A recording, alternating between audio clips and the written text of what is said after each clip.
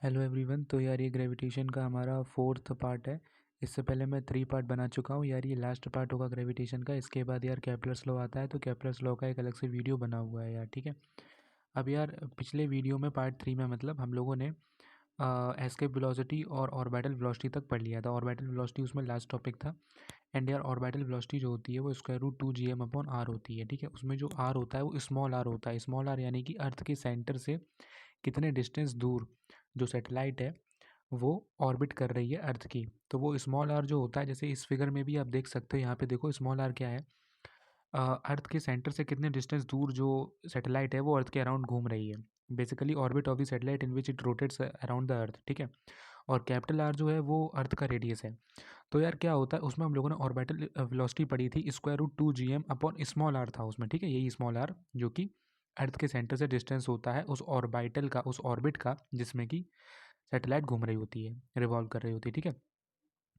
अब बेसिकली यहाँ पर क्या है कि if satellite is revolving very close to earth surface, यानी जब सैटेलाइट अर्थ के सरफेस से बहुत ही पास में घूमने लगे, मतलब बहुत ही क्लोज, जब सैटेलाइट अर्थ के चारों ओर ऑर्बिट करे, तब बेसिकली क्या करते हैं, जो स्मॉल आर होता है वो लगभग कैपिटल आर के इक्वल हो जाता है।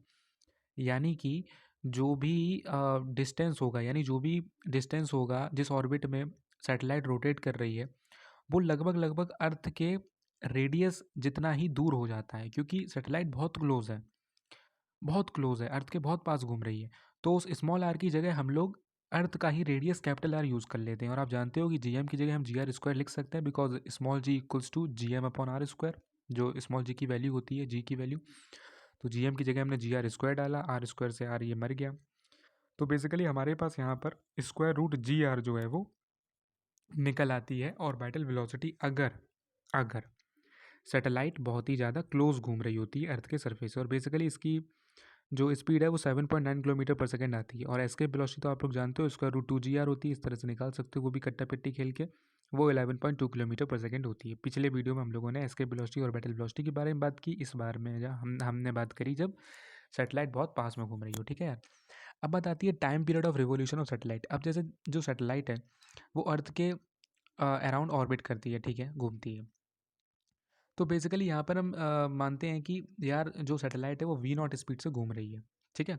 और स्मॉल आर वगैरह, कैपिटल आर वगैरह, ये सब चीज़ें हैं। कैपिटल आर रेडियस है अर्थ का, और स्मॉल आर सैटेलाइट के ऑर्बिट की डिस्टेंस अर्थ के सेंटर से, ओ सेंटर ऑफ द अर्थ। अब यहाँ पे टाइम का फॉर्मूला आप सभी लोगों को पता है, डिस्टेंस अपॉन स्पीड, ठीक है। तो बेसिकली जो सैटेलाइट डिस्टेंस कवर करेगी वो करेगी 2πr। और जो स्पीड होगी, यानी जो भी ऑर्बिटल स्पीड है, वही लिखेंगे स्क्वायर रूट GM/r। यहाँ पर वही वाली ऑर्बिटल स्पीड लिखेंगे जो पार्ट 3 में देखी थी, ठीक है। वेरी क्लोज वाली नहीं लिखेंगे, क्योंकि वेरी क्लोज एक स्पेशल केस होता है। लेकिन जनरली जो स्पीड होती है सैटेलाइट की वो वही होती है जो पार्ट 3 में देखी थी लास्ट में, स्पीड ऑफ दी सैटेलाइट या ऑर्बिटल स्पीड, ठीक है। तो बेसिकली स्पीड में हम लोग स्क्वायर रूट GM/स्मॉल आर डालेंगे, not capital R, square root GM/स्मॉल आर। बाकी GM की जगह GR स्क्वायर वगैरह रख के कट्टा पिट्टी खेलेंगे। तो बेसिकली हमारे पास जो टाइम निकलेगा वो ये निकलेगा। पहले तो मैंने यहाँ लिखा है 2π/r into square root of small R upon capital R into square root of small G. उसके बाद इसको मैंने यहाँ पर थोड़ा और सॉल्व किया है। बेसिकली आप इसको सॉल्व कर सकते हो। सॉल्व करने के बाद जो फाइनल एक्सप्रेशन बनता है वो ये बनता है 2π/कैपिटल R square root R³ upon G. इसको याद रखना कि कहाँ पर कैपिटल आर है, कहाँ पर स्मॉल आर है।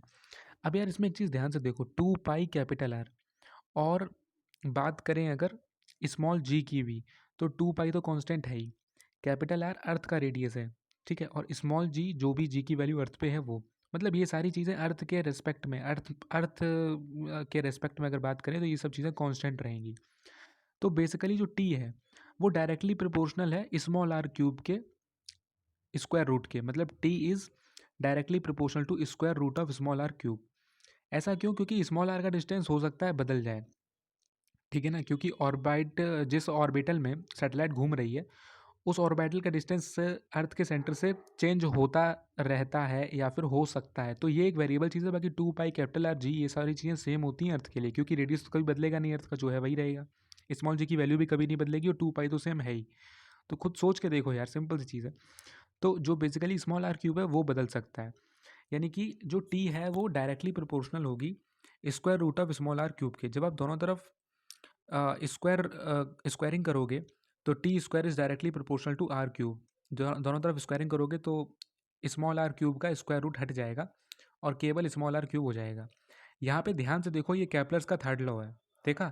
तो अगर कोई कहे कि केपलर्स का थर्ड लॉ प्रूफ करो, तो बेसिकली तुम यहाँ से भी कर सकते हो, ठीक है। बट यार इसका सही तरीका मैंने केपलर्स सेकेंड लॉ के प्रूफ में बताया, उसमें सेकेंड लॉ का प्रूफ भी है और थर्ड लॉ भी है, ठीक है। लेकिन यहाँ से भी आ जाता है ये, ठीक है। यहाँ से भी प्रूफ कर सकते हो, कोई दिक्कत वाली बात नहीं है, पर वहाँ पर हम एलिप्स वगैरह को कंसिडर करके ये सब चीज़ें दिखाते हैं, तो वहाँ देख लेना है यार, ठीक है। तो ये एक्सप्रेशन याद रखो, T equal to 2 pi upon capital R into square root small are cube upon G, और ये एक्सप्रेशन याद रखना, ठीक है। T square is directly proportional to small are cube. यहाँ से कभी कभी डायरेक्ट सवाल आते हैं, ठीक है। 2 प्लैनेट हो सकता हो, दे दे और बता दे इस पर टाइम पीरियड ये है, तो आर निकालो, ये सब चीज़ें, ठीक है। अब ऊपर बढ़ते हैं, यहाँ पर देखते हैं time period of a satellite very close to earth surface. अब देखो वही चीज़ आ गई जो ऑर्बिटल स्पीड में थी, कि अगर कोई सैटेलाइट अर्थ के बहुत क्लोज हो तब उसका टाइम पीरियड क्या होगा। तो उस टाइम पर यही है कि जो स्मॉल आर होगा वो कैपिटल आर के इक्वल हो जाएगा। देखो सैटेलाइट जब बहुत क्लोज होती है तो स्मॉल आर कैपिटल आर के इक्वल हो जाता है, मतलब ऐसा मान लेते हैं, ठीक है, कि बहुत पास में है, तो जो स्मॉल आर है वो कैपिटल आर के इक्वल हो गया। यही चीज़ ऑर्बिटल स्पीड में की थी, यही चीज़ टाइम पीरियड में करेंगे। तो इसमें जब आप स्मॉल आर की जगह, स्मॉल आर क्यूब की जगह कैपिटल आर वगैरह डालोगे और कट्टा पिट्टी खेलोगे, तो ये यार लगभग 2 pi into square root of capital R upon G के इक्वल आ जाता है। अब यार देखो, तो यहाँ पर इस एक्सप्रेशन में ये जो एक्सप्रेशन बना है फाइनली जो बॉक्स में बंद है, इसमें हर एक चीज़ कांस्टेंट है। 2 पाई कांस्टेंट है, कैपिटल आर अर्थ का रेडियस है, स्मॉल जी अर्थ पे स्मॉल जी की वैल्यू है, 9.8 मीटर पर सेकंड स्क्वायर ले लेना या 10 मीटर पर सेकंड स्क्वायर ले लेना, लगभग अप्रॉक्सीमेशन में आंसर आ जाएगा। तो जब सारी वैल्यूज़ डालोगे ना, तो तुम्हें एक वैल्यू मिलेगी यहाँ पे 1.4 आवर्स है, उसी को हम 84 मिनट बोलेंगे, 84 मिनट। तो बेसिकली ये वैल्यू है जब कोई सैटेलाइट अर्थ के बहुत क्लोज होती है, तो वो 84 मिनट्स में पूरी जो है अर्थ की ऑर्बिट कर लेती है, अर्थ के अराउंड रिवॉल्व कर लेती है, ठीक है। ये वो वैल्यू है जब बहुत क्लोज हो सैटेलाइट अर्थ के, ठीक है ना। लेकिन जो जियो स्टेशनरी सैटेलाइट्स होती हैं वो बहुत दूर होती हैं, ठीक है, और वो 24 घंटे में अर्थ का रोटेशन कर पाती हैं, ठीक है। लेकिन जो छोटी मोटी सैटेलाइट्स होती हैं वो अर्थ की ऑर्बिट के मतलब काफ़ी क्लोज होती हैं, तो वो जो हैं 1.4 आवर्स या 84 मिनट में पूरे अर्थ के चक्कर लगा लेती हैं, ठीक है। इसके बाद यार बात आती है एनर्जी ऑफ अ सैटेलाइट पर। अब देखो एनर्जी ऑफ अ सैटेलाइट में सबसे पहले हमें काइनेटिक एनर्जी पढ़नी है। तो ये क्या है, half m v naught square. V naught square मतलब स्पीड ऑफ ऑर्बिटल, मतलब speed of satellite, orbital velocity basically. अब एनर्जी ऑफ अ सैटेलाइट में तुम यार सिंपल सी चीज़ है, अगर काइनेटिक एनर्जी देखोगे तो सैटेलाइट की ही तो वेलोसिटी लिखोगे, तो वो लिख देना। अब उसके बाद जब इसे सॉल्व करोगे, अब यहाँ पे कुछ नहीं है, सिंपली ये तुम्हारा एक्सप्रेशन बन जाएगा काइनेटिक एनर्जी का, ठीक है। यहाँ पर ऑर्बिटल वेलोसिटी की जगह डालना square root G M upon R, square करोगे तो जी एम अपॉन आर बन जाएगा, फिर G M M upon 2 R आ गया, ठीक है। अब देखो जो काइनेटिक एनर्जी होगी, ठीक है ना, सेम टू सेम वही टोटल एनर्जी होगी। अभी पोटेंशियल एनर्जी को मत देखना, जो भी काइनेटिक एनर्जी है सेम टू सेम, देखो बॉक्स में बंद है, वही टोटल एनर्जी होगी, but with negative sign, but with negative sign, ठीक है। और पोटेंशियल एनर्जी की अगर बात करें, तो जो भी टोटल एनर्जी आई है, जो भी टोटल एनर्जी आई है उसका मल्टीप्लाई कर देना 2 में, तो तुम्हें पोटेंशियल एनर्जी मिल जाएगी भाई मेरे, ठीक है। बॉक्स में सब कुछ बंद कर रखा है, देख लो। ये यहाँ पे पूरा एक्सप्रेशन दे रखा है, रिलेशन दे रखा है तीनों के बीच में। जो भी टोटल एनर्जी है उसका मतलब जो भी काइनेटिक एनर्जी है, सॉरी, जो भी काइनेटिक एनर्जी है उसका नेगेटिव कर दो। देखो काइनेटिक एनर्जी मेरे पास कितनी थी, G M M upon 2 r, तो काइनेटिक एनर्जी लिखो G M M upon 2 r और उसके आगे माइनस लगा दो, तो वो टोटल एनर्जी बन जाएगी, ठीक है। और पोटेंशियल एनर्जी चाहिए है, तो जो भी तुम्हारी टोटल एनर्जी है उसका मल्टीप्लाई कर दो 2 में। खुद करके देख लेना, सारे एक्सप्रेशन निकाल लोगे, ये तुम्हारा रिलेशन होता है, ठीक है। पोटेंशियल एनर्जी अगर चाहिए तो पोटेंशियल एनर्जी निकालने के लिए जो भी टोटल एनर्जी निकली है उसका मल्टीप्लाई कर दो 2 में, तो पोटेंशियल एनर्जी मिल जाएगी, ठीक है। इसके बाद यार यहाँ पे बात आती है, अब कैपलर्स लॉ शुरू हो रहा है। देखो कैपलर्स लॉ बेसिकली उसका तो एक वीडियो है, बता चुका हूँ मैं, ठीक है, अलग से वीडियो बना हुआ है। लेकिन यहाँ पर क्या है, कैपलर्स लॉ पढ़ने से पहले थोड़ी बहुत एलिप्स की जानकारी होनी चाहिए। जैसे कि मैथ्स वाले स्टूडेंट्स को तो जानकारी होती है, क्योंकि 11th तो मैथ्स में कॉनिक सेक्शंस हैं, वहाँ एलिप्स अच्छे से पढ़ाया जाता है, लेकिन बायो वाले स्टूडेंट्स को नहीं होती। तो यार तुम थोड़ी जानकारी ले लो बायो वाले। बेसिकली एलिप्स जो होता है वो क्या होता है, देखो एलिप्स जो है ना वो ऐसा कंप्रेसिबल सर्कल समझ लो, यानी कि सर्कल को अगर हम दबा दें, ठीक है, तो वो एलिप्स बन जाता है। अब मैथ्स की भाषा में ये नहीं दबा दें ऐसे बोल दें, ऐसे नहीं बोलते, बेसिकली दो तरह के एलिप्स बनते हैं, या तो उसे मतलब हॉरिजॉन्टली दबाओ या वर्टिकली दबाओ। तो बेसिकली ये जो कितना दबाया इसको हम बोलते हैं इसेंट्रिसिटी से। बेसिकली देखो क्या होता है, जब आप सर्कल को कंप्रेस कर दो, ठीक है ना, दबा दो, थोड़ा फील लो, ठीक है, तो आपने उस सर्कल को कितना कंप्रेस किया वो चीज़ हम बताते हैं इसेंट्रिसिटी से। देखो सर्कल बिल्कुल दबा हुआ नहीं होता, इसलिए सर्कल की जो इसेंट्रिसिटी होती है वो ज़ीरो से मतलब ज़ीरो होती है, ठीक है, सर्कल की इसेंट्रिसिटी ज़ीरो होती है। और अगर सर्कल को आप बहुत दबा दो, बहुत ज़्यादा, बिल्कुल मतलब इतना दबा दो कि ये एलिप्स भी ना रहे, इसेंट्रिसिटी उसकी 1 के इक्वल कर दो, तो वो स्ट्रेट लाइन बन जाएगी, ठीक है। तो इसीलिए यहाँ पर देखो मैंने जो बॉक्स में बंद किया है ई की वैल्यू मैंने दिखाई है कि E is greater than zero but less than 1, ये चीज़ होती है एलिप्स में। एलिप्स की जो इसेंट्रिसिटी होती है वो ज़ीरो से ज़्यादा होती है लेकिन 1 से कम होती है। अगर ऐसी कंडीशन है तो वो शेप एलिप्स होती है, ठीक है। अब एलिप्स में बेसिकली दो फोकी होते हैं, एलिप्स में कोई सेंटर नहीं होता, फोकी होते हैं, एक होता है F1 एक होता है F2, जैसा तुम देख रहे हो, ठीक है। और इसमें सेंटर होता है बीच में, बेसिकली रेडियस नहीं होते, मैं ये कहना चाह रहा था, रेडियस नहीं होते एलिप्स में, फोकी होती हैं। और दो फोकी होते हैं और बीच में ये ऑरिजिन है, बेसिकली ऑरिजिन बोलो इसे। तो ऑरिजिन के कोऑर्डिनेट्स हो गए 0,0। अब ऑरिजिन से दोनों फोकी के जो डिस्टेंस होते हैं, मतलब ऑरिजिन से ही हम दोनों फोकी के डिस्टेंस मेज़र करते हैं। तो अगर हम F2 फोकी का देखें ऑरिजिन से डिस्टेंस तो ए ही निकलता है, F1 फोकी का देखें तो ए ही निकलता है, और F1 F2 हमारे दोनों फोकस हैं, ठीक है। फोकी जो है वो प्लूरल है, नहीं फोकी जो है वो सिंगुलर है, ठीक है। और फोकस जो है वो नहीं नहीं नहीं नहीं नहीं नहीं नहीं, फोकी जो है वो प्लूरल है, फोकस जो है वो सिंगुलर है, ठीक है। थोड़ी सी इसकी भी नॉलेज ले लूँ। फोकी जो है वो प्लूरल है और फोकस जो है वो सिंगुलर होता है, ठीक है। ऐसी रेडियस जो है वो सिंगुलर होता है और रेडियाई जो है वो प्लूरल होता है, ठीक है। तो बेसिकली यहाँ पर जो ऑरिजिन से डिस्टेंस है F1 फोकी का वो कितना है ए और F2 का ए, ठीक है। तो ऑरिजिन से ही डिस्टेंस होते हैं। अब एक फोकस के जो कोऑर्डिनेट्स हैं, एक किसी का कोऑर्डिनेट देखो, जैसे F2 का कोऑर्डिनेट की बात करें तो ए ही कॉमा जीरो होगा, और F1 के कोऑर्डिनेट्स की बात करें तो माइनस ए ही कॉमा जीरो होगा। अब तुम्हें पता ही है कि राइट साइड देखोगे तो ए ही कॉमा जीरो, लेफ्ट साइड देखोगे तो माइनस ए ही कॉमा जीरो। यार ये तो सब सिंपल सी चीज़ें हैं, ठीक है, x axis minus x axis. अब बेसिकली यहाँ जो नीचे देख रहे हो ना ए, अब देखो इसमें ये जो 2a है ये पूरी मेजर एक्सेस बोली जाती है, और जो इसी 2a को अगर हम बांट दें यानी ए कर दें तो ये सेमी मेजर एक्सेस हो जाती है। अगर हम b की बात करें तो ये b और b, तो ये b और b अलग अलग, ये सेमी माइनर एक्सेस हो गई, और ये 2b जो है ये माइनर एक्सेस हो गई, ठीक है। तो यहाँ पर जो 2a होती है वो मेजर एक्सेस होती है, लिख लो। 2b माइनर एक्सेस होती है, a जो है वो सेमी मेजर एक्सेस होती है, b जो है वो सेमी माइनर एक्सेस होती है। अब बेसिकली क्या होता है, एक लाइन होती है एलिप्स में जो कि इसके फोकस को इंटरसेक्ट करती हुई पास करती है, उस लाइन को लेटस रेक्टम बोलते हैं, और इस लाइन की लेंथ b² / 4a होती है। अब देखो इसमें जो मेन चीज़ तुम्हें समझने वाली है बायो स्टूडेंट्स के लिए, वैसे मैथ्स स्टूडेंट्स के लिए तो सभी कुछ समझना है क्योंकि उनके कॉनिक सेक्शंस में ये चीज़ मदद करेगी, लेकिन बायो स्टूडेंट्स को केवल केपलर्स लॉ के लिए ये समझना है कि ऑरिजिन से, बायो स्टूडेंट्स को ये समझना है कि ऑरिजिन से जो F1 का डिस्टेंस होता है वो होता है माइनस ए ई कॉमा जीरो, और F2 का जो डिस्टेंस होता है वो होता है ए ई कॉमा जीरो, ठीक है। बेसिकली ए ई डिस्टेंस होता है ऑरिजिन से दोनों फोकस का, चाहे इसका देखो चाहे इसका देखो। और कोऑर्डिनेट्स की बात करो तो ए ई कॉमा जीरो और माइनस ए ई कॉमा जीरो, लेकिन ऑरिजिन से जो डिस्टेंस होता है दोनों फोकस का सेपरेट सेपरेट मतलब अलग अलग, वो ए ही होता है, इतना याद रखो बस। अब बाकी यहाँ पर एक और फॉर्मूला है, ये b² = a² × 1 - e²। यहाँ पर क्या होता है, ये formula semi minor axis semi major axis और इसेंट्रिसिटी का रिलेशन बताता है, ठीक है। यहाँ पर मैंने क्या किया है, b² = a और a² × 1 - e² को हमने तोड़ के लिखा है a × 1 - e × a × 1 + e। तो यहाँ पर देखो, यहाँ पे b² = r1 × r2 हो जाता है ये। अभी r1 × r2 कैसे हो जाता है, ध्यान से देखो। क्या होता है कि दो कंडीशन होती हैं, एक कंडीशन में जो प्लैनेट होता है वो सन के बहुत पास होता है, ये मैंने उस वीडियो में बता रखा है, वो पहले वीडियो देख लेना फिर ये वीडियो देखना तो अच्छे समझ में आएगा, ठीक है। एक कंडीशन होती है जब प्लैनेट सन के बहुत पास होता है, उस पोजीशन को बोलते हैं पेरिजी। देखो यहाँ पे ये मैंने पॉइंट बनाया है पेरिजी के पास, ये यही दिखा रहा है, ठीक है।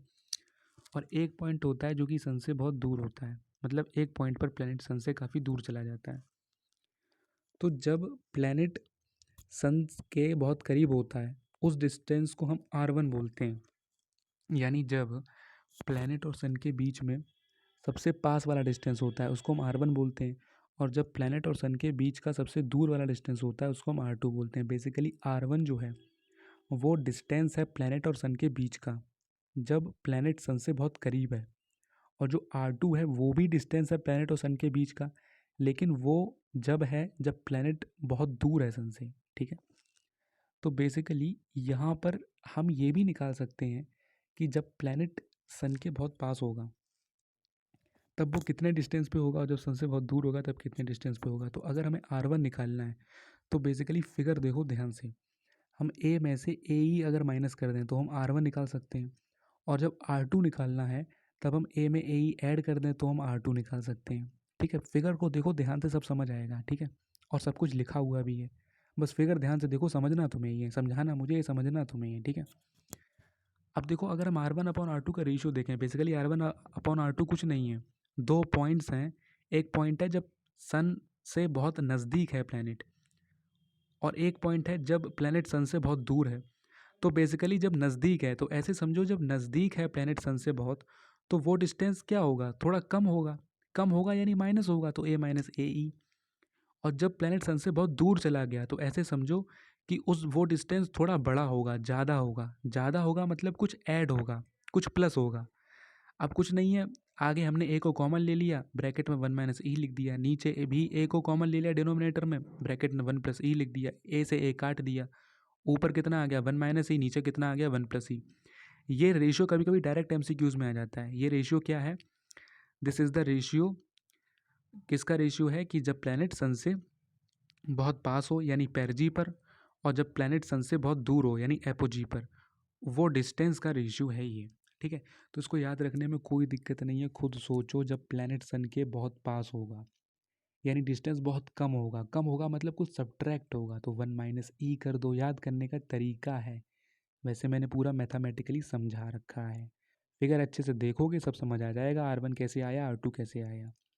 और एपोजी का मतलब होता है जब प्लैनेट सन से बहुत दूर होता है, सबसे दूर एपोजी पर होगा और सबसे पास पेरिजी पे होगा। ऐसा कोई पॉइंट नहीं है पेरिजी और एपोजी के अलावा जिस पर ये चीज़ें होंगी। अगर पेरिजी पर प्लैनेट है इसका मतलब, पेरिजी पर प्लैनेट है इसका मतलब कि प्लैनेट सन से बहुत पास में है, और एपोजी पर प्लैनेट है इसका मतलब प्लैनेट प्लैनेट सन से सबसे दूर पे है।